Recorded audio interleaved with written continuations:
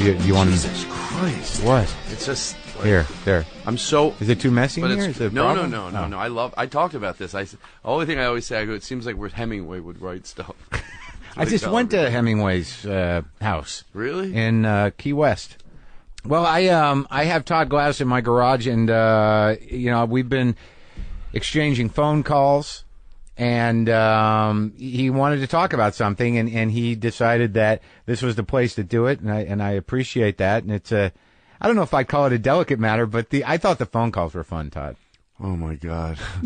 How long do we make people? It's not a big deal, but it's. I was nervous. You had a particular. You were ready to tell the world something, mm-hmm. and I think we should just do it and work back from there. That's exactly what I was just thinking as you said it, because then it makes what we're working towards make sense. Yeah, and there's no reason to drag it all out. Yeah, but it's interesting, the number of phone calls I got and the back and forth we got around doing this thing, and then it's sort of like maybe we're not going to do it. I think I don't know if I'm ready to do it. I've got to talk to some people. I have to make some notes, and here we are. Yeah. What's up, Todd? How you doing? No, I just wanted to come on and promote my podcast. Oh, the shit. Todd Glass Show. I had no idea that's what we were doing. Oh, here. yeah. What did you think? Oh, I thought you were gay. Oh, are you shitting me? Yeah, is that weird? Oh, my God, I'm sorry. Oh, my God. No, did you really think that? Yeah. Why? Because we had these phone calls. All right, let's cut the shit here. Yeah. And again, I don't... look, let me just say this. Do you want to say it, though? I think we should say it. I have a very hard time saying that.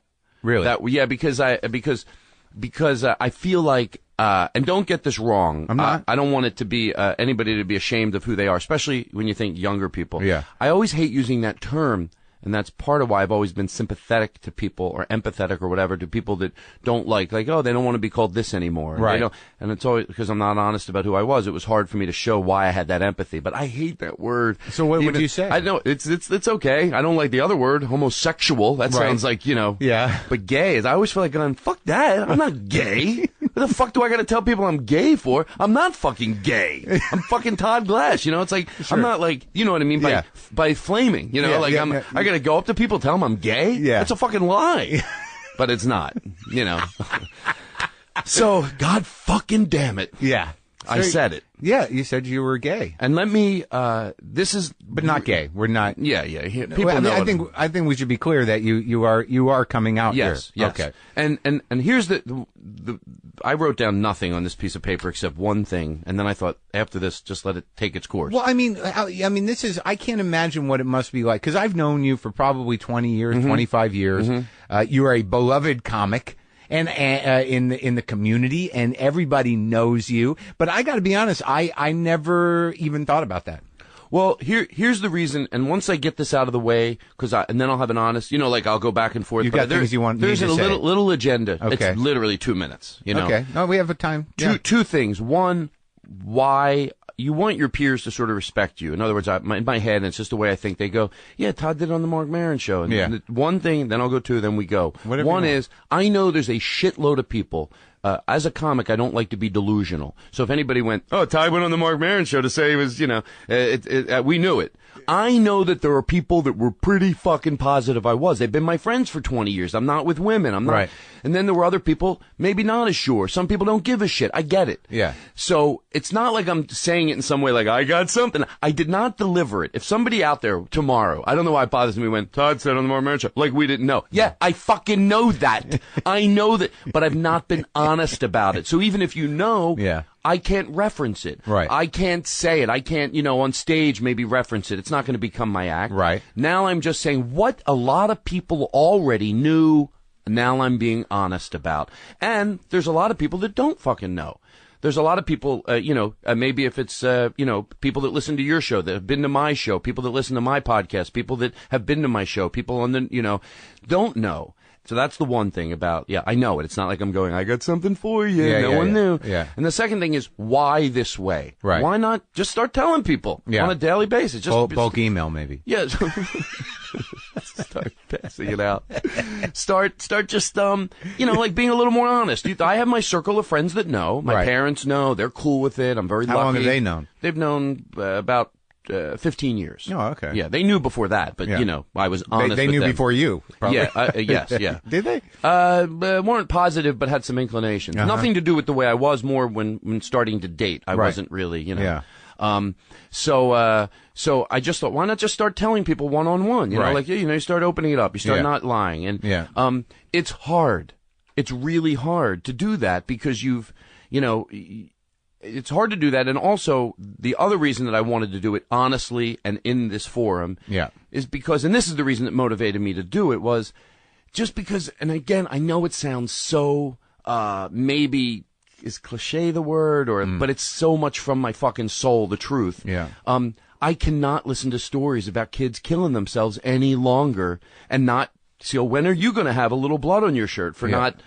Oh, really? Being honest about who you are. Yeah, it's like, they're just, you hear it in the news, and I don't mention any names because, there's the people the kids that did it that became in the news. Yeah. But any fucking human being anywhere that didn't make it into the paper. Yeah. That I can't do this any longer. But I thought that a year ago, I got to do it, and I wanted, and if I do it in a public forum as opposed to just doing it privately, I can't then maybe do something to help kids. You know what I mean? Like whether it's a campaign I want to start or whether it's being honest on stage. So that's why I thought I don't want to just do it privately. If I'm going to do it, and in a weird way, and this is the last thing. No, it's okay. This makes it, again, if it wasn't for the thing I just mentioned, this thing I would get over. The thing about wanting to help kids, this is getting it all out of the way. Right. Again, not worth it just for this reason I'm about to say, but like now everybody knows. Right. I thought about everybody, even the people on my podcast. It's not a big deal, but last night I was going to tell them, I thought, this is not a big deal, but I should say to them, hey, by the way, I'm doing the Marc Maron show, and, you guys are my friends. We haven't really talked about it. I'll make a big deal about it, but here's what it is. Never got to it. Well, yeah, but you have a hard time saying it at all. I mean, you can't, I mean, I don't know how you would frame it if you can't even, we're here, we're doing it for the, we're doing it, and you can't really frame it in a you're like, I'm just, it is hard. You hear me even bypassing the word. Right. And I don't want that to mean I'm bypassing it in shame, because again, if I'm going to help kids, how am I helping them if I'm going, what am I, like Fonzie now? I'm not going to be able to say the word. He couldn't say he was sorry. I'm going to be like, I'm a good, But you don't have any shame about it. No, luckily with all the hiding that I did, my parents never raised us to be not prejudiced or not homophobic. They just lived that life. And I don't even know if my dad's not alive anymore, but I don't even know if my mom knows that I really appreciate that. Like, I just watched them. Not only, they had black friends, they had white friends, they had gay friends, they had rich friends. Some people, forget about that, don't even have friends outside of their social class. Absolutely. My parents did. They had people, they fucking liked them. That's who we knew growing up. And so it was just, I knew internally always that I was okay. But outwardly. With them and with, my being was okay. I am healthy. This is normal. Right. And I remember, hearing people over the years just say, hey, in the history, we've gotten a lot of fucking things wrong. This is just one more of them. Yeah. You know what I mean? Like with whatever it is in the past, whether it's women or whether it's black or whether it's whatever it is, and it ends up in hindsight, we go, yeah, and this is one more fucking thing. In terms of allowing people to be comfortable publicly and married and whatnot. Whatever they fucking want to do. Right, absolutely. So I thought in a way this was easier because, I've had the weirdest thoughts, Mark, like coming on the show. It's weird. I wake up in the middle of the night and I go, oh, I'm going to go back to Philadelphia. I'm going to do the Preston and Steve show. I'm going to go to PJ Ryan's. I'm going to do that show there. Maybe I'll wait. Let me wait till after that. The Out of the Closet tour? Yeah, let me do one more sweep through and make my big last lie. And I've held on to this lie. Oh, you mean you wanted to go before you, like, okay, I'm going to do this on Maron show, but I've got to go not be gay for another month. Yeah, like let me go there one more time. Let me go back to Philly and lead my normal. Well, normal, but it's not normal. It's not normal. It's something you got used to because you were protecting this thing for a specific reason. So, there must be some fear. If there's not shame, obviously you have a tremendous amount of fear that was guiding you. Was that what were those fears? Good question. Thank you. I know that's an overused term. You're good, Mark. Thanks, buddy. Internally I always felt like I was okay. And, but, as much as I told myself coming here, get over it. It's not a big deal. It's truthful. That is true. I needed to tell myself that. Fucking stop it. Yeah. But also, I can spend a lot of time saying why this didn't happen overnight. This happened 25 years ago when I started to not be honest to who I was. I talked to you 2 days ago, and you would run into people that have known you for years. And I told you that. I kept Mark. They couldn't have been cooler. My friends from like 7th grade. Yeah. I was meeting their wives. And people do this a lot lately. Yeah. People are pretty cool. They go, so what's your life? You got a girlfriend? You got a boyfriend? You got this? You got that? Yeah. Like the open forum for me to go, no, you guys have known me a while. Fuck. I go, yeah, I'm still with the same girl. I get in the car. I go, what the fuck am I doing? I'm holding on to this to the bitter end. Yeah. And by the way, I probably still will in certain situations. Yeah. Because I'm being honest here and in a community that will know, who knows? I don't think tomorrow, if I was somewhere, whenever you need a fake scenario, I can never come up with it. But you're somewhere and someone goes, who is this for? I'm not going to be able to be a department store and go, oh, it's for my, my roommate. My roommate. Is that what you would say? No, I won't say that. Okay. Because that's embarrassing. I will not be that guy. You know what I mean? You know this guy, like these guys are 70. Hey, my roommate. All right. It's my accountant. Oh, accountant? Really? He lives with you? He lives with you? We're very close. So there's probably going to be situations where I still am not comfortable. That's going to be a slow process. But yeah, this happened years ago. One time I told Louis C.K. about 6 months ago, we were flying somewhere, and he just had some couldn't believe how clear thoughts he had about the situation, how open-minded he was. And I went, with him, I got comfortable. I said, Todd, you're sitting here, have a goddamn real conversation. And I told him. Yeah. And I said that whole thing. I know there's people out there that they're not homophobic at all. They're very open-minded and should be commended for that. But because of that are a little, and hey, it's a good place to be. I'm not criticizing too much. Sure. But they're a little insensitive to why you got like this. Maybe behind their back they would go, I love Todd, but what's he fucking, you got to look at the big picture. You mean how you got gay? Yeah. Uh-huh. No, how I started hiding it. Oh, right. Because I would hear things people would say. But to me, it's completely understandable. It is to you. I'm a relatively frightened guy, and we're comics, and we're the type of people we are. We're concerned with how people see us, how we're perceived, what people think about us, and sometimes when that is in the foreground, people can't see past that. Even if they're friends or whatever, I imagine the fear is like, well, now you're just going to be gay to some people. Exactly. That was my fear. Like when sometimes we've gone places and there's a couple known as, the gay couple. Right. And I went, I don't fucking want that. Yeah. But when I told somebody, who did I just tell? I've been telling a few people getting ready to come on the show. And by the way, I'm trying to be very clear so people out there, even though I know I get to talk about this again. Yeah. I do have a circle of friends that know. I do have a healthy circle. Right. Support, they call that in the business. Yeah. But I thought this is what helped me sort of be honest, is that, well, how are they perceiving me now? And I thought once I told somebody about myself, who did I just tell? Whatever it was, they went, they're perceiving like, what's up with Todd? My friend Will. I told my friend Will, and he goes, dude, he goes, I'm just so glad you're healthy and happy. I thought you were like, maybe you were like asexual because you didn't want to be who you were. Right. And then he goes, I felt like, is he going to like, and I go, oh my God, I'd rather people perceive me as healthy and than this freak that can't live his life. Right. So like, I'm thinking to myself, that's how people are going to perceive you. So what if you're somewhere and somebody might go because they can't think of your name and they remember, but get over it. Right. But I didn't want it to be my being. And more than that, I just got comfortable living this life that I was living. Like, it was like, I'm Todd Glass. I'm like, like with my friends and when you're younger. Hey, but this is something I didn't realize till today. Yeah. I remember, now look, it's not 1950 when I grew up. You think, come on, Todd. How old are you? My age? 40 what? 47. Oh, yeah, I'm 48. And I remember when I was afraid if people knew.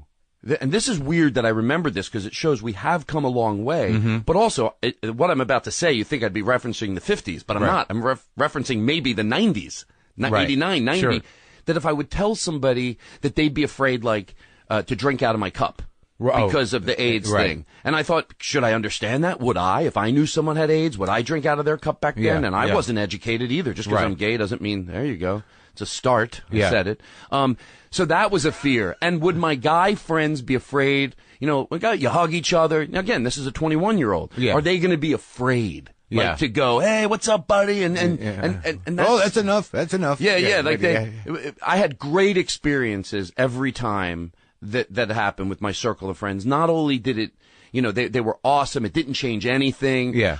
Back then, here was my fear. Yeah. And I remember exactly what I would say when I was, because early in my life, I made pacts. I had a friend early on that knew. There was one point in my life where I knew one person like me, and we made a pact we would never tell anybody. How old were you? I was probably 21. Really? And I made a pact to someone. I would never tell anybody. I would never. And then he told some people, and I didn't want to be his friend anymore. You went to say defriended him, but that didn't exist then. Yeah. You actively stopped talking to him. I stopped because I got uncomfortable and nervous. It was a horrible thing. That you would be drawn into it. Yeah, like he was too gay. He was turning really gay. You know. Yeah. But obviously, I want to be very clear with that. Horrible thing to do. But I was nervous and scared myself, so that's why I did a horrible thing out of fear. Now, is part of that that's interesting to me that there is this differentiation between living an out gay lifestyle as culture understands it. As someone who's straight, I know if I go to San Francisco and I go down the Castro there's gay everywhere, and it's a specific lifestyle. Did you have an aversion to being attached to that? Do you know what I'm saying? I do. I mean, because it seems to me that some of that's what you were fighting with was being because in light of what you're saying, there's a lot of gay people that resent people that stay in the closet. They think that they're part of the enemy, that they're actually working against what gay people have been working for. I obviously. Believe me, by no means would I decide myself to, be honest who I was today and then go down with that agenda. I think that everybody should do it when they're ready. I totally believe in respecting people. The only thing you could do, if you're wondering, because people did this, do we ask? Yeah. I think you're better off. The people that I was comfortable telling were people that said very open-minded things. Like, I remember once I was talking to my friend Daniel Kino, because, we didn't know each other. I'd known people, it took me forever to tell my best friend Jimmy Dore. And, and Jimmy doesn't have a homophobic bone in his body. But there was something about, Daniel was saying somebody was making fun of, saying some homophobic things about a gay person. And Daniel was like, that's totally fucking bullshit. Yeah. Just no bullshit at all. And I was like, geez, he's really comfortable. Did those jokes hurt you? Let me tell you something. Also, partly why I want to be honest who I am. Because it doesn't mean I'm going to go and change my act tomorrow. My act is what it is. But I haven't been able to be honest with why things affect me emotionally. Yes. The biggest thing that I can never be honest about, I tried to talk about this under the guidelines of a straight comic that's open, and there's a lot of straight people that are incredibly open. Yeah. I'm not black, but I can fucking tell you if someone, I don't, what I mean, if someone said, hey, you think black people should, I can still relate. Yeah, fucking black people should do whatever they fucking want. Yeah. And I hope I would have been that white person in the 50s. Yeah. So, but I was, so I'm saying I was trying to be open-minded under the guidelines of a straight person. And what I was talking about being honest, when people use that word gay as an adjective, and I remember it's come up, and there's a lot of people, I've talked about this on my podcast, that have this attitude, and I could never go, listen, I don't want to be a militant gay person, but I can tell you what it does to a 12-year-old. Yeah. But I couldn't. I had to do it under the guidelines of a straight person, which was good, but not as good. That word, and a lot of people have this attitude, hey, I'm a smart guy, and I'm into, I don't want to, but come on, now you're pushing it. Yeah. You're not. That word, you want to keep using that word. If you've used that word, here's what I say. And again, I don't want to come off like, it's like my first moment of honesty here, so I might have a little bit of anger or frustration. Yeah. If you want to use that word, if you use that word and without any harm, you didn't do anything wrong. But once someone makes you privy to what it does, if you still want to use it, that's the problem. Not that you used it in the past, that movie's gay or that's gay or this is gay. No, you did nothing wrong until someone tells you what it does. When there's a 12-year-old around or a 15-year-old. Who's gay. And it crushes their soul. It crushes their soul. That everything, why is that movie, what does gay mean? It means bad. It means stupid. And like gay people, they're weird, they're stupid. That's, so I'd say keep using it if you want to hold on to it that bad and you don't want to go, does that what it, but now I can be honest. It does. When there's a young person around and they're hearing that word used in that way, it's, what about you? Outside. It would kill me. It would kill me. But to even, I'm talking like last week. I'm talking today. If somebody uses that in a derogative way, does it anger you? Honestly, not me because I'm a full-grown adult that understands, but it angers me for what it does to kids. Right. I'm okay. I get it. I'm not. And by kids, you mean anyone who realizes they may have those feelings all the way up till you 10 minutes ago. Yeah, well, I mean, me being honest about it 10 minutes ago, but, right? Is that No, I mean, but I mean, now that, you're going to start living your life, with an open acknowledgement of this, that's a much different disposition than having to hide it. So what I'm saying, that anybody who is either ashamed or hiding their sexuality because of fear, that when that word comes out, it's like, Yeah, it makes you want to go back in, and the worst part is, if somebody says that word and they're not homophobic or whatever, or if they are, well, then it makes sense. Yeah. But if you're not, it's not a big deal to just stop using that word. Sure. It helps. It's a good thing to do. Right. It's not that, it makes sense, like, doesn't it? Yeah. Because, the other reason that I've been more privy to, hearing what people say, and again, the things I hear aren't, horrible, hateful things like, oh, goddamn, if there's a queer in my neighborhood. No, they're subtler, but they still do a lot of damage.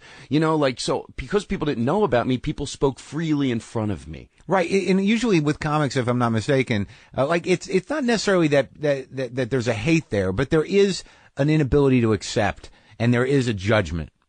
There is, even if you don't, like I said, even if you didn't do it purposely, well, then I think the person that doesn't do it purposely hears what I'm saying and goes, oh my God, I'm going to change. But if you're sitting there going, oh, come on, that's just bullshit, and I'm a smart guy, come on, no one wants to be called anything. I've said this before, they go, everyone's so sensitive. Yeah, you know who's sensitive? You.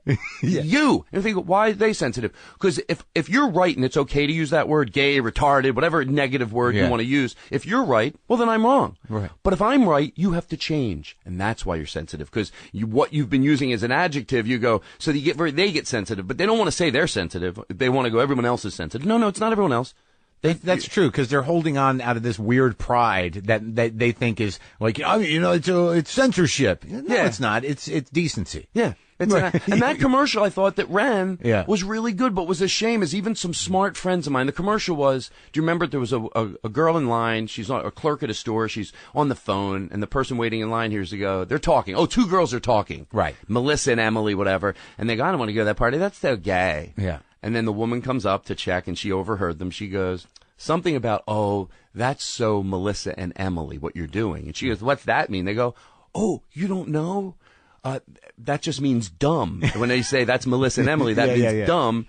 It was their way of saying, how would you like if your name stood for something? Right. But I know a lot of people that heard that and didn't go, I heard it and went, that's a good ad. That really explains the way I felt as a young person. Well, I think it's interesting, too, that I think that what you're saying about other people, how they're going to react, it's really about their own issues. So, and I wonder, like, when as you talk about this and as you come out, it's going to be interesting, which one of these people that is actually uncomfortable. Well, let me just interject. No, yeah. I don't think anybody in my life is going to have a problem with it. I think not most problem, but like there's going to be that moment, like, oh, okay. I mean, it's natural for someone to say, like, well, I didn't know that, and now I know, and it's great, but there's going to be some shift in perception on some people, They might not be your close friends, but I think that's what I guess what I'm addressing is that people who use gay or defend that or claim to be higher-minded, they're uncomfortable with something in themselves. Yeah, I think they're right. They're comfortable to be corrected. It's to be corrected. Right. To be wrong. Because you're wrong. Tell me you're wrong. It's not up for debate. You're using someone who they are. It's not complicated. Yeah. Can't we save complicated conversations for complicated issues? Sure. This is not. Stop it. Okay. Cut it. Not you. Oh. But, obviously a million thoughts are flooding through my head right now. And another one is, and part of me not being honest to be able to deal with this was, and this came from a very intelligent person and a comedian that I really admire. Dave Chappelle said once, I don't know why gay people compare themselves to black people. Because, and by the way, I'm sure there's a lot of black people out there that are going, it's okay to compare them. Yeah, it's close enough. Yeah. So I'm not thinking all black people. Right. I know there's black people going, stop doing that. The civil rights issue. The framing it as a civil rights issue. And Dave Chappelle said, you can hide you're gay, but you can't hide that you're black.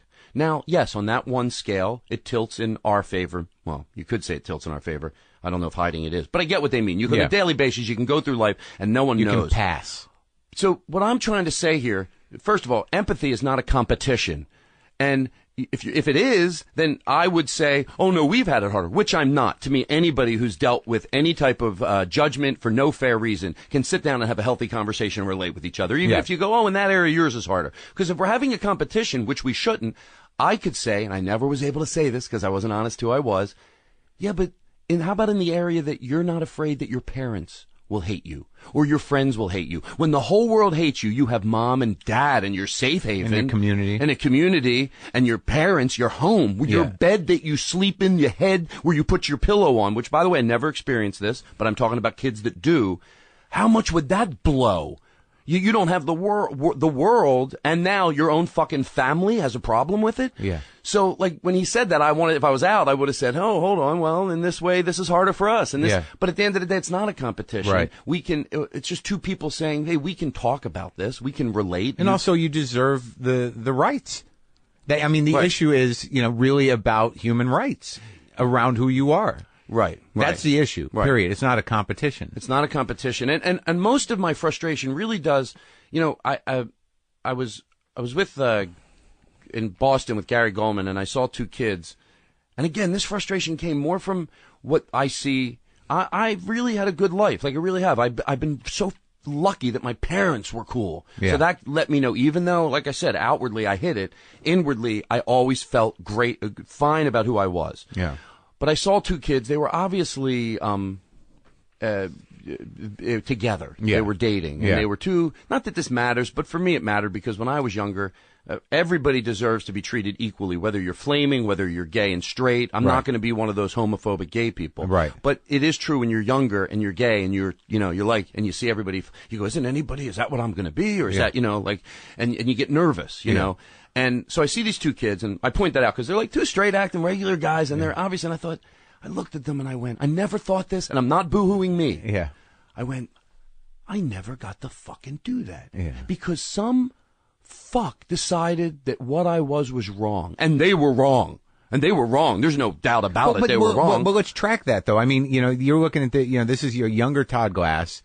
And you were honoring this idea that it was wrong, although you felt comfortable with. No, I didn't. By the way, that I felt comfortable, but still at 20, not as comfortable as now. But you know what I mean. But anyway, okay. Where I was at that age, I was comfortable, but majorly hiding it and trying to change it. I mean, I desperately didn't want to be like that. Really? Yeah, and I hid it at every level. I tried. So you tried to date girls and everything else? I didn't try to date. I tried to fake it. I would leave bars. If ever a girl had a crush on me, I would get so drunk. Yeah. Sloppy drunk. So by the end of the night, she was like, ugh, who needs him, Or I would leave bars with girls and drop them off at their house and go and say goodbye and then go back to the bar and say, I fucked her. Yeah. Oh, really? Yeah, yeah. And then she would tell people she fucked me too. Really? So I worked. There were some girls that said that they had fooled around with me that didn't. I'm like, keep it coming, So thank you. So is it sort of coincidental temporary beards? Yeah, right, exactly. But I saw these two kids and I thought, I didn't get to do that. And I do picture in my head why I didn't get to do that. A person, I don't want to edit myself. I want to say the way I picture a homophobic person that's wrong and maybe religious, maybe. Yeah. Going, and you're wrong. Time will tell you're wrong. And I always say, if you are homophobic and you're out there, you better be positive you're right.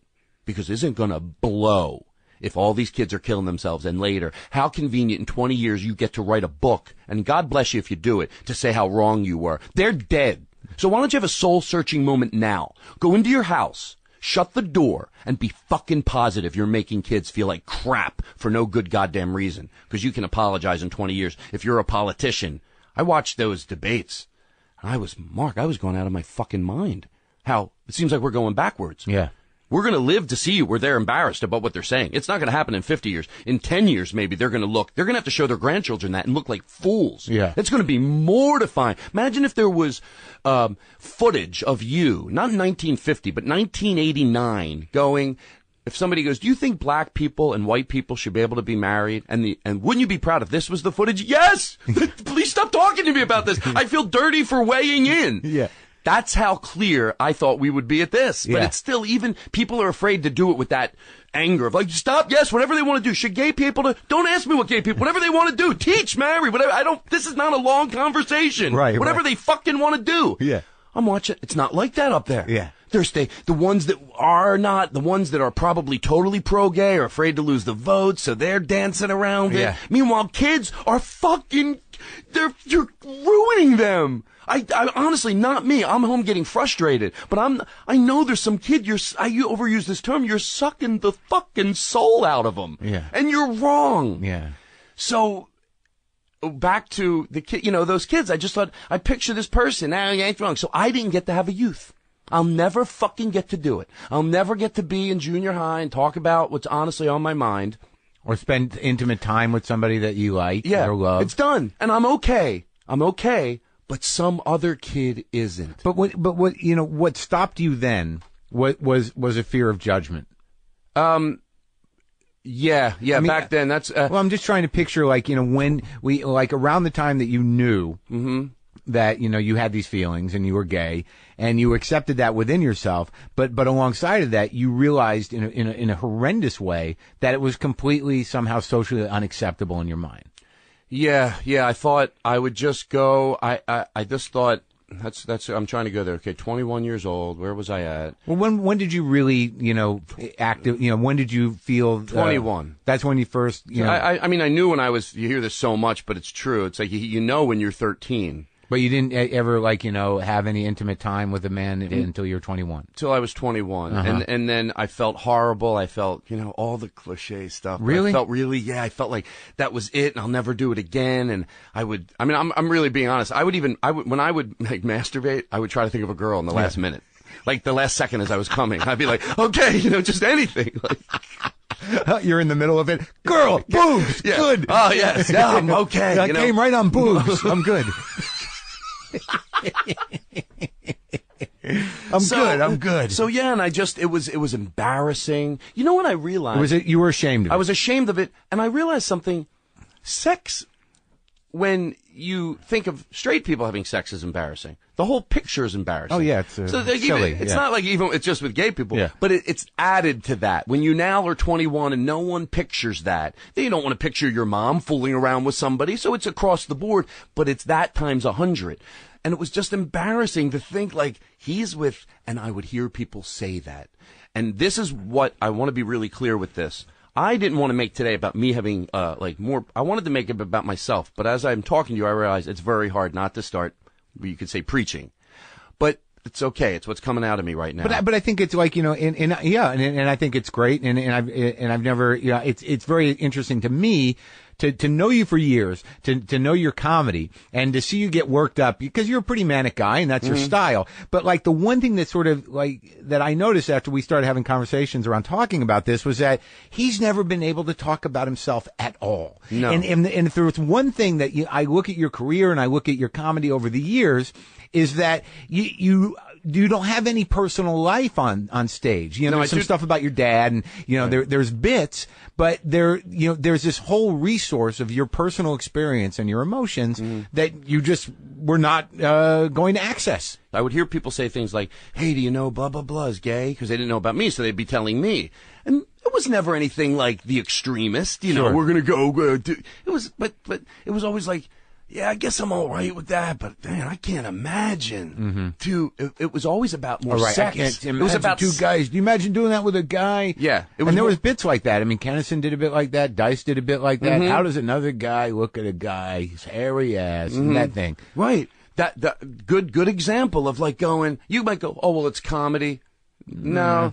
When everybody makes a joke that's they're not homophobic, but their joke is, I know why. Because you always go, when they're off stage, to me, if you make homophobic jokes and you're homophobic, I don't got a problem with that. Yeah. You're dumb, but at least you're consistent. Yeah. But when someone goes, oh, that's not the way I feel. Oh, then why don't you make a joke the way you feel? Oh, I know why. Because that's fucking hard. Yeah. Because of doing your stereotypical jokes been done. I mean, look at me looking at a hairy guy's ass, see? Yeah. But I bet you that Andrew Dice Clay isn't homophobic. If I had to take... I don't think he is. If I had to gamble $500. So back then, why didn't you write a joke about that? I'll give Joe Rogan, I think I heard Joe Rogan say something, which I love having a tough guy on the right side. He did it. Yeah, be a bully for the right cause instead of no, because that's harder. That's harder. That's scarier. So when I heard that, I went in. So that's why I say how to get people to be comfortable with who they are is just be clear with your thoughts. Don't let your thoughts, you know how many times somebody says something like that and then you end up telling them and then they have their mom's a lesbian? I had that happen once. You go, so if you're not homophobic, let nothing that comes out of your mouth jokingly or like just that comforts kids. That's what's going to make a kid comfortable, not to keep it like I did inside. When he hears people saying intelligent, open-minded things in a very the harsher, the more like fuck this shit type of just hardcore talking always made me feel better. I remember when I was very young, my friend Harrison, I think, somebody said, blah, blah, blah is gay. And he doesn't even remember saying this. Here's how it came out like just simple logic. Yeah. They go, I can't imagine two guys doing that. And he's the one who said casually, he goes, hey, imagine your sister blowing guys? Yeah. Just like brilliantly but simply going, we don't imagine anybody. Yeah. So if that's your problem with it, we'll move on. What they're really saying is that, like, I can't imagine having sex with a guy. Right. Like, because people picture people having sex all the time. You do, yeah. Yeah, yeah. And, and if you have enough time, you should probably picture all equations. Just to keep your mind open. But what I think is interesting in your case, and I think you're fortunate in that you were okay because you had some acceptance at home, but the cultural forces that were against you, made you still, fight your own desires and feelings. That even though, you didn't think you were morally reprehensible or anything else, you knew that the judgment of society was going to judge you negatively, and that's what made you fucking hate yourself. Exactly. And I have to assume that evolving out of, as you got older, to evolve out of self-hatred and finally get to a point at 47 to put an end to the charade of it. Like, I can't imagine that in recent years you've hated yourself for anything other than not opening up about it. It was more with all the kids killing themselves, what took me to get to do this. I went online so I could have the motivation to help some people that were going through this. Yeah. It ends up there's some 13-year-old this morning. I had to keep watching stuff, Mark. Yeah. I woke up this morning, 6:30 in the morning, with a really bad stomach ache. And again, I told myself, in case anyone, stop it. Stop. No one cares. It's not about that. But this happened. Like I said, I go online, I watch this 13-year-old kid. And here I go. I'm trying to do this to motivate them. Yet there's a 6 in the morning, there's a 13-year-old kid motivating me. I was like, it's like I saw the story. I got it. Like, oh shit, this is the full circle here. Like, I got it instantly. Like, are you fucking shitting me? Like, he's motivating me. I'm doing this to motivate them. And here he's helping me. 13-year-old kid holding a hacky sack, bouncing in his hand. He goes, all right, well, I may as well say it. Bouncy. Yeah. I'm gay. Yeah. He goes, so, there, I said it. Yeah. He goes, I don't know what to say. It's not that hard. He goes, all I can say is, it works for me. I thought, oh, you little brilliant young man, like, it works for me. That's how fucking simple it is. It works for me, and he's 13, and I'm like, I get teared up a little bit watching it, and then I go, you gotta stop this. You gotta get rid of all that. Like outside of, let's sort of track that. I mean, so you're 21, you're like, I'm not going to, I can't do this. I don't want to be this guy. I'm going to jerk off and finish on girls. And, I'm going to do everything I can to avoid this. I mean, how long before you surrendered to your true feelings? I mean, it said like, oh, this is it. This is who I am. How long did the fight go on? Well, the fight outwardly went on till today. No, but I mean, when you weren't comfortable being gay, and you were like, I don't want to act out on this. You said you were 21, and you're like, you were like, oh fuck, I'm never doing it again. Yeah, when did that stop? Later that week, or did it end that day? Would you wrap that up that night? It gets mushy after a while because it was ongoing for a long time. That I was just thinking, the thoughts you have are, now I'm telling you as a sane man, but, so when I tell you what I'm about to tell you, keep in mind, I was scared. No, I was hoping I married someone with cancer, a girl, and she'd die. And that's why I could tell people I go, oh, that's what I'll tell people. I never got married again because I never got over my wife who had cancer. So you had a plan. Yeah, I had a plan. I go, maybe I could. To keep the cover. Yeah. I could date a girl with cancer, then she would die. Maybe I'll meet a girl, find out she has cancer, and I'll date her. Yeah. That way she dies, and you might think, come on, Todd, how much are you serious here? I'm totally serious. That went through my head. You just in a silly, let me just, to give perfect clarity on that thought, even back then, I got the ridiculousness of it. But I did think that would work. You know, maybe I'll get So married. everything in your being sort of was wrapped around, maintaining closet status. Yes. And that any way you could make it more believable would be a tremendous help to you. Yeah. And then you get to an age, you talk about it gets blurry, get to an age where you don't want to say my roommate. Yeah. That's more pathetic than admitting who you are. My roommate, people are like, roommate, It's like where I get my hair cut. Yeah. I think one of the guys, it was an old barber shop. I think one of the guys might have bing gay. They're like, hey, Jerry, sing Bachelor for Life. I go, hey, I got a feeling he's not a bachelor. He seems a little, I don't think he's getting a lot of pussy. Yeah.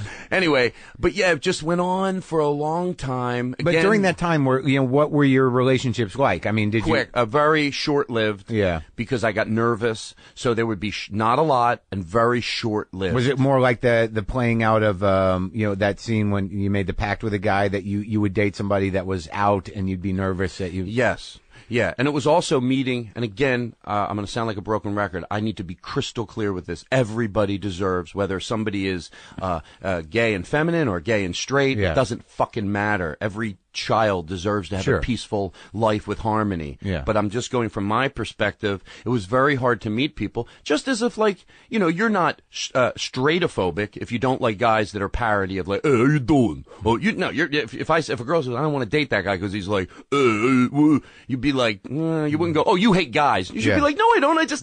I'm not attracted. That's not what I'm attracted to. Right. I like, just regular. I don't like overly, I don't want to date a guy that's, oh, how you doing? Yeah. I don't want to date flaming. I just want like a guy, Yeah. like just a normal guy. Hey, how you doing? What's up? Did you ever put any ads out looking for a gay man that refuses to publicly acknowledge he's gay in any way to protect our relationship? And that would be wonderful. Well, some would hide it at first, Yeah. which is also, by the way, as an adult now, I have empathy for the person that thought they had to hide that they're feminine. Yeah. They can meet another person like that and be happy. You shouldn't have to hide it either. So I'm sad for that person now. But back then I got angry. Like I would meet someone, they were totally normal. And then like on the third maybe date, I would see they would be like, a little bit more like, hello. Yeah. Okay, I'm exaggerating. Well, no, but this is a very interesting thing because, like, I was at the Aspen Comedy Festival once, and John Rigi was up there, and he had done a sketch that I thought was spectacular, and this is not coming from a gay perspective. I had a professor in college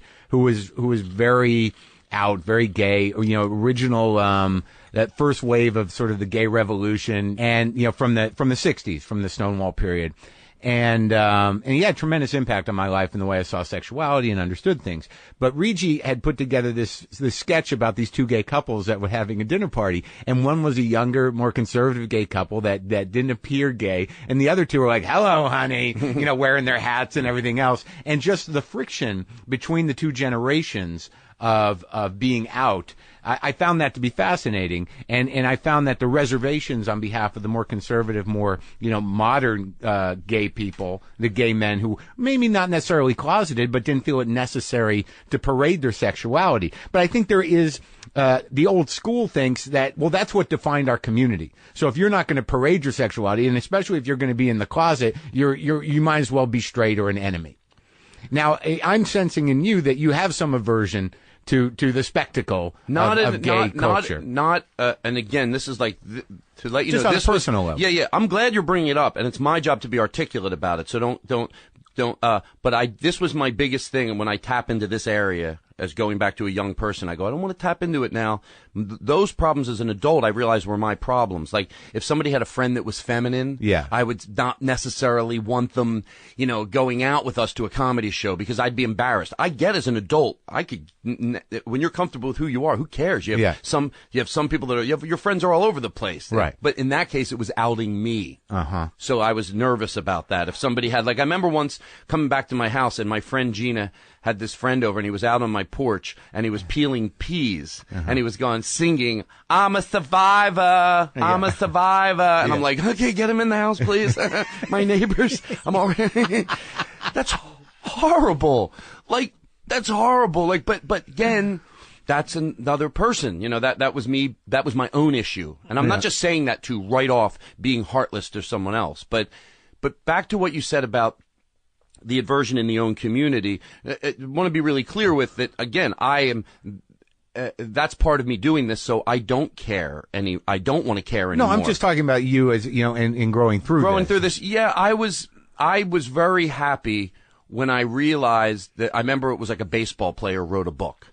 And I remember thinking, again, this is, could be 25 years ago. Mm-hmm. I was like, oh my God, like that guy, like that's me. Like I could relate to that as opposed to. About coming out? Yeah, about like that guy made it like, okay, that made it like cool for me. Like, okay, that reminds me of me. I can relate But with that guy. But you still couldn't do it? No, nowhere near it. I just, No, I was always because and maybe I don't know if I'm speaking out of school or it's my lack of understanding, but you do even it seems to me that a lot of times socializing within the gay community, you socialize with other gay people. I've been on subways, I've been at parties, and there's little crews of gay men of all different kinds and gay women of all different kinds. Yeah, I think as time goes on, that's going to change. I think what happens a lot of times is there's acceptance with that group and understanding. And you have so much to talk about. Yeah, but I realize. And that makes total sense. But that must have at some point been unattractive to you. That I don't want to hang around with a bunch of gay guys. And are you trying to trick me? No. No.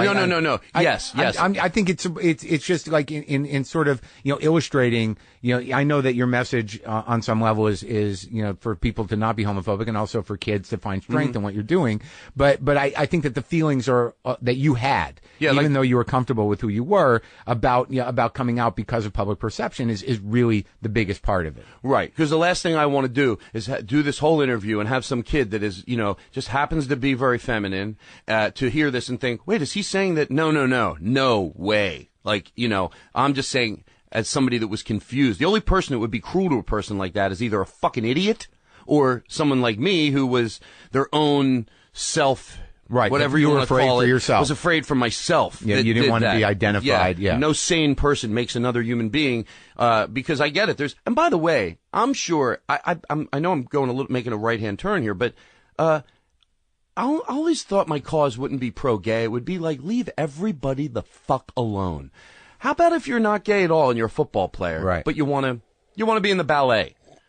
Hey, you know what? You might go, oh, well, you're comparing gay to that. That kid doesn't do. You know what? I feel bad for him too. Yeah. Leave him the fuck alone. Right. It's like it's time that bullies stop bullying and we bully them. Yeah. Because it's like anybody that wants to do anything good. That does suck if you're some guy that's totally straight. You love women. You're on the football team and you want to do ballet too.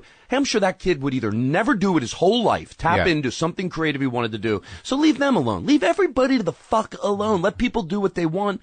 And that's why that's my bigger cause. Like, the gay flag, I always thought it would be better to have another flag. Not pro-gay, pro-everything. Yeah. I don't give a fuck with transgender, gay, straight, you're a little feminine. That flag means we don't give a fuck who you are. Come in. Yeah. Come into this store. Yeah. You know what I mean? Like, leave the whole world alone. I don't want to, to me, that's the bigger cause. Because after, who's around the corner once, the gay thing gets a little better, right. or it's gotten better, but even much better, or whatever. Right. Then they'll leave it, stop it. Leave everybody the fuck alone. Yeah. Yeah. That's sort of like the cause. Yeah. But anyway, so yeah, it was a very long time before I, was able to go, okay, you're going to get into a relationship. And, I'm trying to be somewhat, I am in a relationship. How long has that been going 15 years. That's solid for anybody. And it was the first person, and again, I'm trying to be a little sensitive, even in our circle of friends, everybody knows, you know, but I don't want to, for what it's worth. But I'd always met people that I thought were maybe gay, and ended up they were straight. So that happened a lot. I was like, oh, maybe. And, sometimes because you did stand-up comedy, they thought, oh, this guy's cool, and they would hang out with you. So you'd go out and you thought maybe... you think that, and then you learn they're not. But you end up, oh, this cool friend, you got a friend. I like friends, Have you too, ever had that awkward situation where you maybe were forward with somebody who wasn't gay? Yeah. Once. Yeah. And I lucked out. Yeah. I just thought it was somebody that it was like 22 and he said, oh, dude, he goes, I'm not. I just thought, and I was staying down his house down the Jersey Shore and I was like, fuck, I felt, Mark, I'm sweating now thinking about it. I was in the car. I said something and I was like, the next day I started packing my stuff because I was down there. His family had a beach house, but they weren't there. We were just staying there, like in the Jersey Shore, a lot of times. Sure. In Newport, I forget where it was at, but whatever, Long Beach. So on the way down, you said this. You made no, he was down there. I drove down and then met him, and we went out one night and we were both drinking. And I said, hey, I want to tell you something because we'd become really good friends, and he was like, oh, no. And then the next morning, I got up to pack and go home. I thought he's not going to want to. He's going to be nice to me, but he's weirded out. Yeah. And he came in, and he was like, Todd, like only about, he was probably 21, too, and he goes, Todd, I don't give a fuck. I go, well, how do I know you do, I remember saying this. I go, how do I know you're not like, you shouldn't give a fuck, but if I wasn't around, you'd be like, yeah, I told him to stay, but, I was a little weirded out. But he goes, Todd, he goes, the only thing that's going to weird me out is you leave. He goes, I swear to fucking God. Yeah. He goes, I don't give a shit. Yeah. And he asked questions, which a lot of times the middle category is, not as much anymore, it's 2012, is they're okay with it, but not okay enough to ask questions. Right. I notice that's changing a lot. You really know someone's comfort level. And, hey, someone should be commended if they're like, dude, you're my friend, I love you, they give you a hug, and then let's never mention again. Yeah.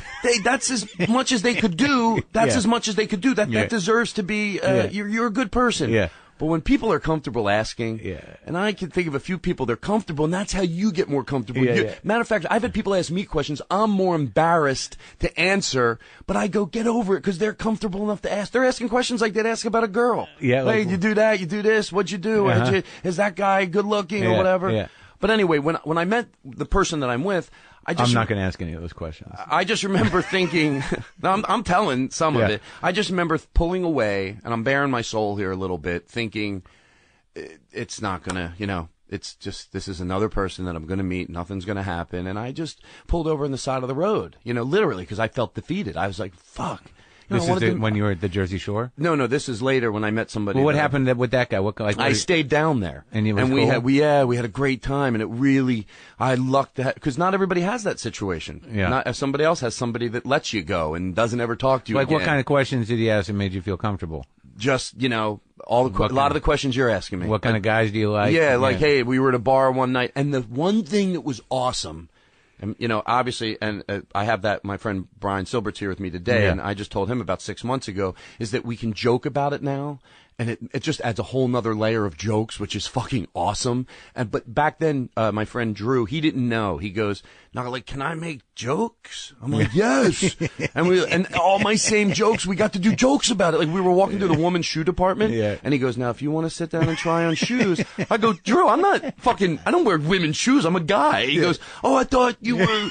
I don't know, but playing, like role playing, that was so much fun. Do you have that moment too? Like, as somebody who's sensitive to it, do you meet dudes where you're like, oh, he's gay, and he just doesn't? Well, I don't believe in that. What do they call when someone knows that they know another person's gay? Gaydar. Gaydar. I don't necessarily believe in that. But do you ever meet people that you think are either latent or closeted, and you have sort of a moment where you're like, oh, that guy's got a... Yeah, I do. And by the way, sometimes I'm wrong. Yeah. You're like, that's why people love to talk about when they're right. They love to go, I knew it, and then you're like, yeah, when you're wrong, do you prance around about that for a month? When somebody end up really genuinely isn't, do you go, I was wrong about that? You love talking about when you were right. Good, we can all take a stab in the dark at who's gay and be right sometimes.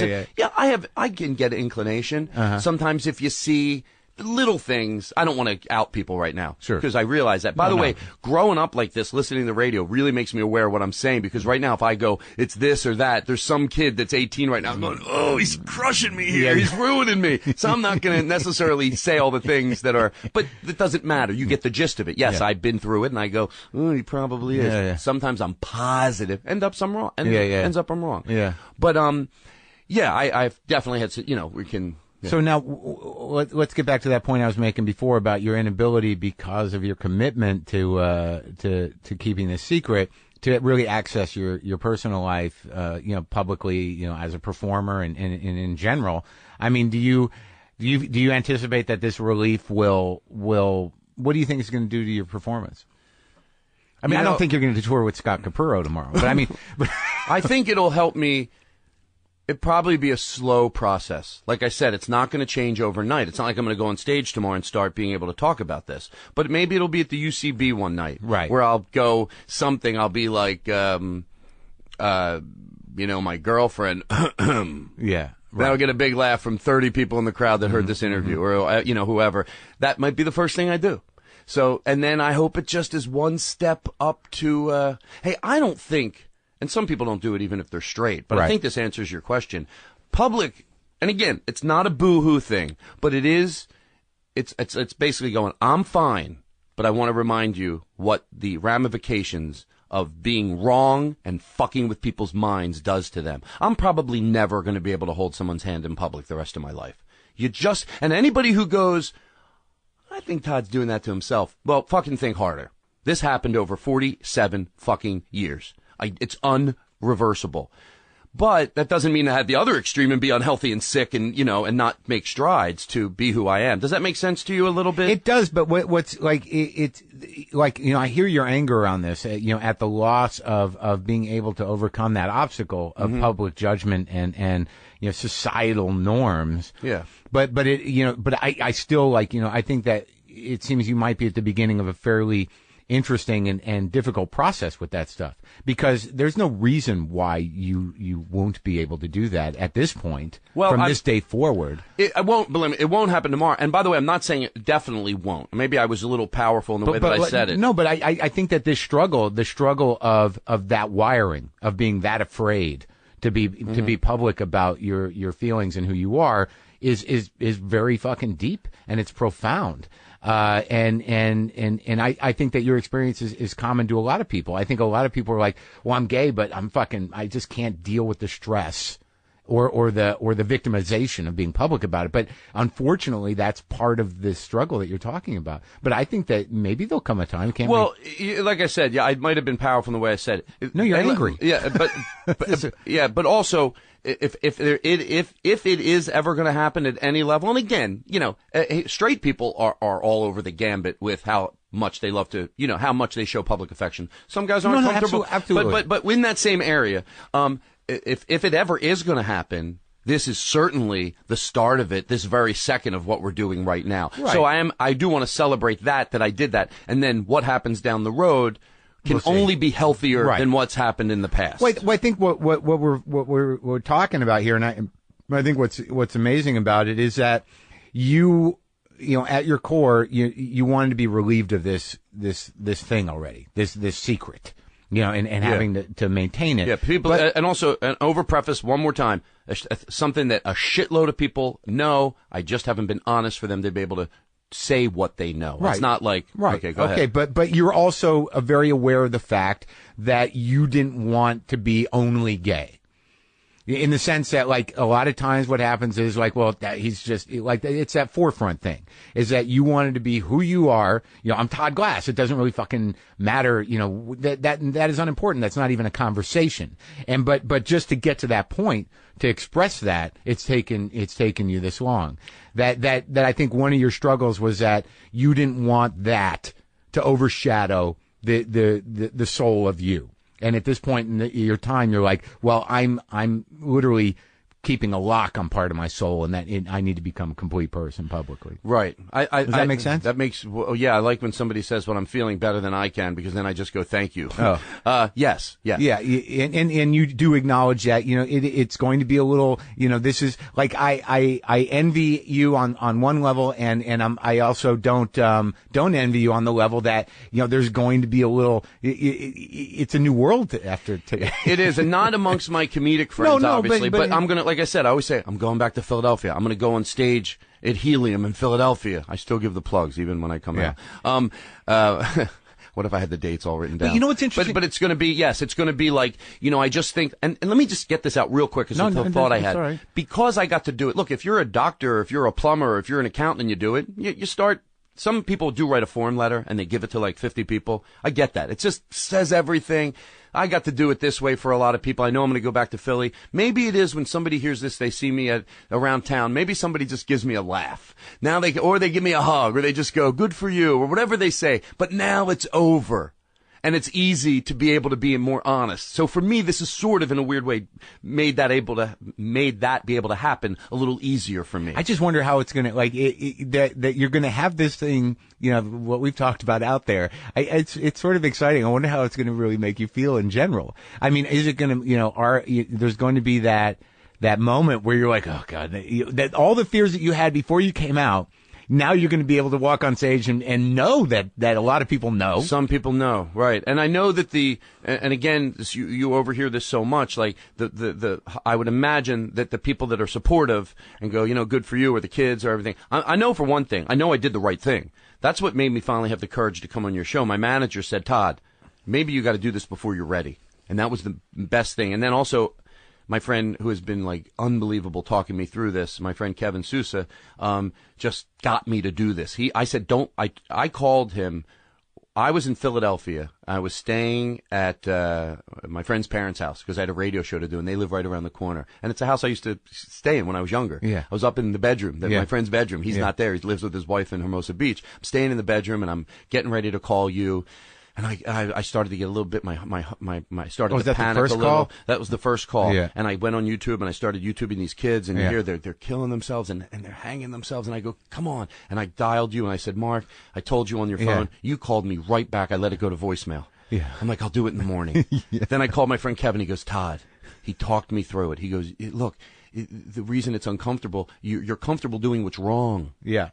But not that it's wrong for. I'm not talking to some other person that's not ready to do it yet. Just be right where you're at. Don't let anyone make you do anything before you're ready. Right. Stay right where you're at. Yeah. My message is never to tell kids to come out. It's to tell everybody else to fucking make them comfortable to come out. Right. That's all you can do. Right. Make them comfortable. Don't ask them. Leave them alone about it. Just say things. Because I know some good-hearted people want to say, hey, by the way, dude, if you are, I had people do that to me. Decent people were going, if you are, I don't give a shit.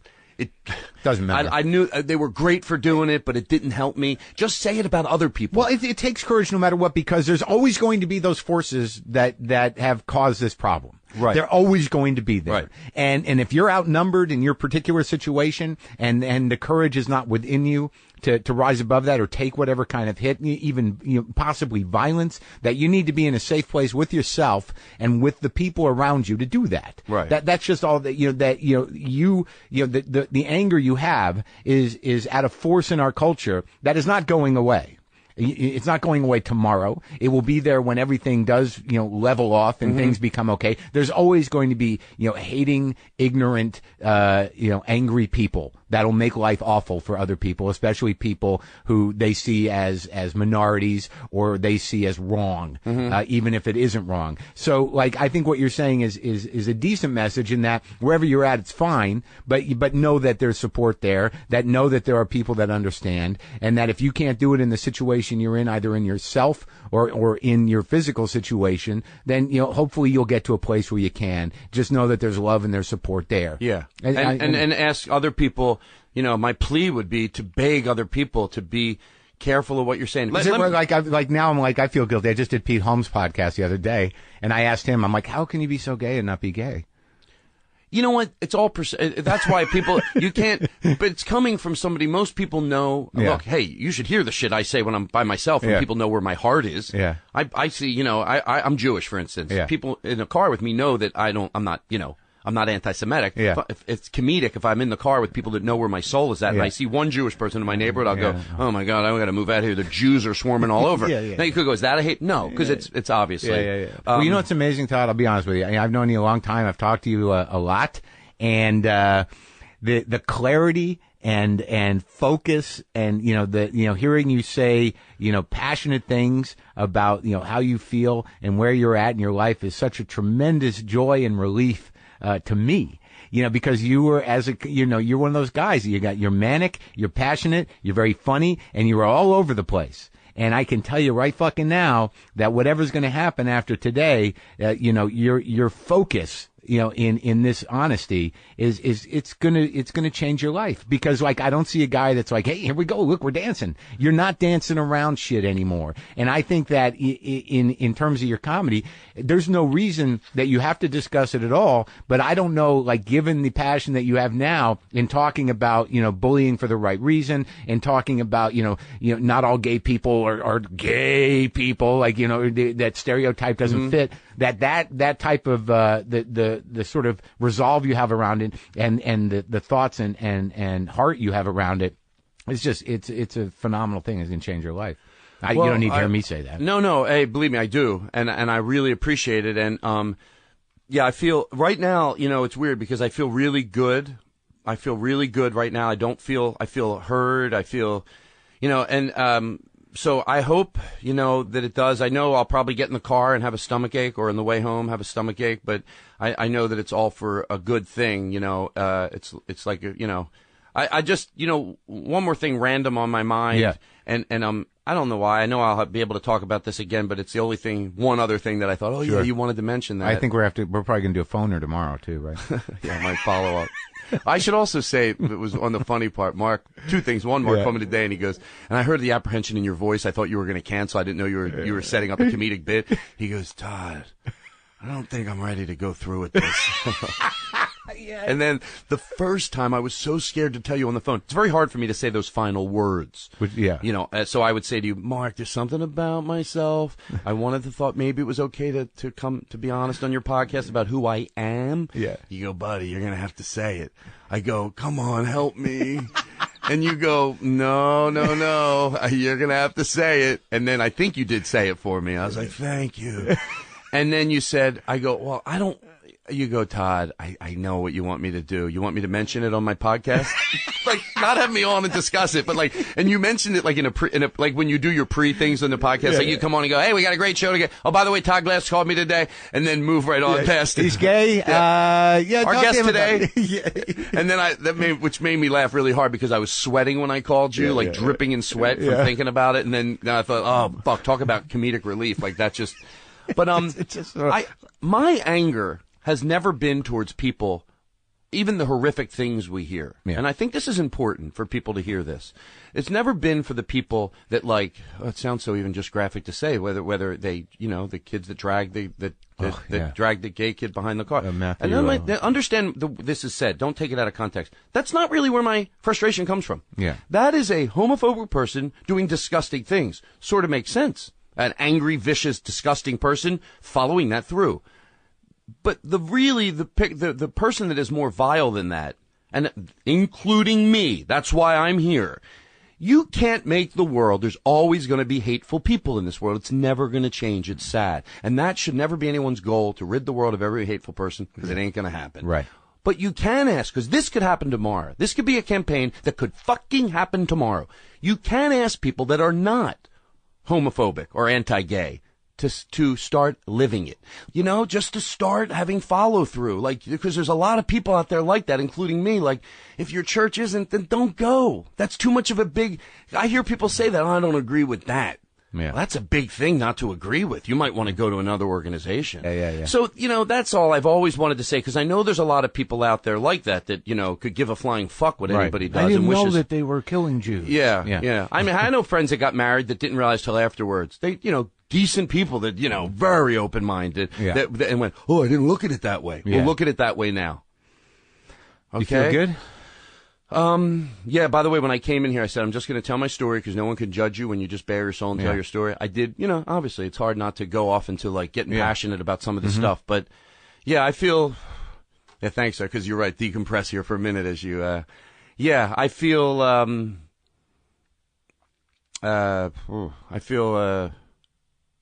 Feel like we covered it?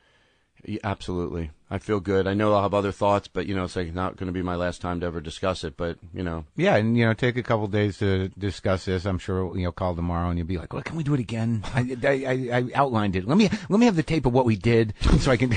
No, matter of fact, I told you. I mean, I do know because I know the way I felt when I got up this morning. It was not a good feeling in my stomach. Oh, even though I was going to do something good for myself, but it was, I'm going to go home and just sort of have a feeling in my stomach, but I know it's for something good. And no, I feel like we got to, hey, I know this can't be bad. I'm saying it because obviously I'm worried it is, but you know what I mean? Not bad, but you know what I mean? Like, yeah, you did this. Like, even last night I thought, what am I doing this? Yes, you're doing a good thing. It's certainly not bad, but I don't think it's an unusual feeling to be, anxious and nervous about, this day, from forward from this moment. Yeah. And again, I know people, I don't want anyone feeling for me like overly, like I get if you come up to me and go, it's a good thing. I get in my soul that it's a good thing. You need to know that too. You think you're going to get our peers coming up to you and go, that joke I did? I'm sorry. Yeah. Oh God, I fucking love you. Yes. Don't worry about that. Don't worry about it. Hey, unless it's a joke that shouldn't be in your act. So yeah, I'm saying if you have a homophobic joke in your act, yeah, take it out. But anyway, I'm going back to my true words. Fuck homophobic jokes. Any joke negative about someone someone, hey, you got a joke in your act about midgets? I hope you fucking love it. Yeah. Because that's my hurts thing. people. Is that who you're taking on? Yeah. You can talk about anything you want. Anything. That's the amazing thing about comedy. Someone goes, hey, what can I talk about? Whatever you fucking want. Yeah. And someone goes, midgets. Yeah. You don't think Dave had enough? And am I using the wrong term as we do everything trying to be? I think it's little people. Little people. Whatever. And again, empathy, when people go, they want to be called. Yeah, I get it. They want to be called something else. Why don't you just fucking do it? They've been ridiculed. No one has to come up, oh, I said that. Hey, I was at my podcast last night, and, some of the kids that work on the show are a little younger and used, the word, and I thought, tomorrow they're going to be like, oh, I know where your soul's at. Yeah. But, again, going full circle, I know where your soul's at. Be careful if you're using that word. Yeah. Fag or homo around someone that doesn't. Once someone knows how you feel, you say anything you want. You can call your brother a fucking idiot because he knows you love him. Right. If there's one person listening right now and they got a roommate right now. Yeah. They're in college. They got a roommate. Yeah. They can adhere this, what I'm telling them, instantly tomorrow and make someone feel good. Don't do it too much. But if you think someone's, like I said, if you're watching TV and something comes on and you just casually, don't ask your roommate, just go, why don't they fucking leave gay people alone? Hey, you want to go out and grab a burger? You just made someone feel real fucking good, and you didn't put any pressure on them. Yeah, and also don't do like, oh, that's so gay. Oh, I'm sorry because you're, oh, wait, they don't know. What did I do? Oh, Mark, I love Marc Maron because that would have been the one thing in the car. Those two in the same area, but A and B. Yes, but That is so gay. Oh, they don't. Did it drop yet? Yeah. Oh boy. And I should tell you, I'm dating Daniel Tosh.